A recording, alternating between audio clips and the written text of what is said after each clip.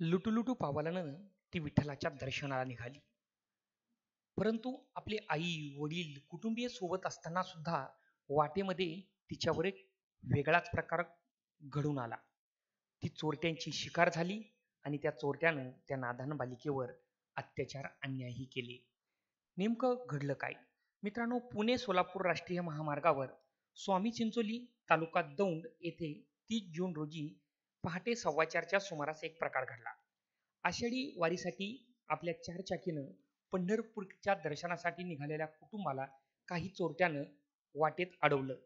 अडवलं म्हणजेच हे कुटुंब चहा पिण्यासाठी एका टपरीवरती थांबले होते. तेथे 2 तरुण चहा पिण्यासाठी आले. काही काळ ते त्यांच्या जवळ थांबले आणि क्षणार्धातच त्या 2 तरुणांनी त्या कुटुंबाच्या डोळ्यावरती मिरचीपूड टाकली, हातात शस्त्र त्यांच्या गळ्याला लावलं आणि त्यांच्या अंगावरचे सुमारे 1.5 लाख रुपयाचे दागिने ओरबाडून घेतले. आजूबाजूने जाणाऱ्या सगळ्या वाहनांना याचा काही अंदाज आलाच नाही. महिलेच्या अंगावरले सोन्याचे डोरले, कर्णफुले, मंगळसूत्र अमानुषपणे त्यांनी ओरबाडून घेतलं. त्यानंतर हे कुटुंब पूर्णतः भेदारलं.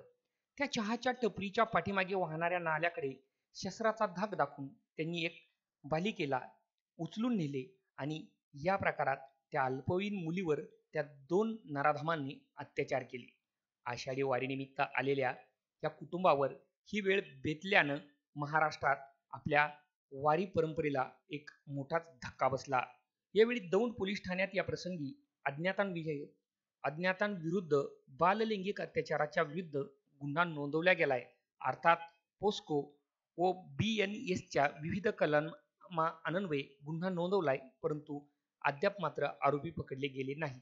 यावर पुणे ग्रामीण पोलीस दलाचे अप्पर अधीक्षक गणेश बिरादार सर यांनी घटनास्थळालाही भेट दिली. परंतु वारीसारख्या गजबजलेल्या ठिकाणी एक लहान मुलगी, कुटुंबीय त्यांच्या हातातून ती महिला नेली जाते, त्या बालिकेवरती अत्याचार केला जातो.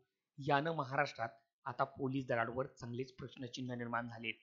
गजबजाच्या ठिकाणी रात्रीचं पेट्रोलिंग असताना, वाहनांची ये-जा असताना आणि वारकऱ्यांची उडी रेलचेल असताना सुद्धा या बालिकेवर हा प्रसंग उद्भवल्यानं महाराष्ट्रात खळबळ उडाली आहे. आता पुढील तपास दौंड पोलीस स्टेशन कोणत्या प्रकारे करते हे पाहणे औत्सुक्याचं ठरणार आहे.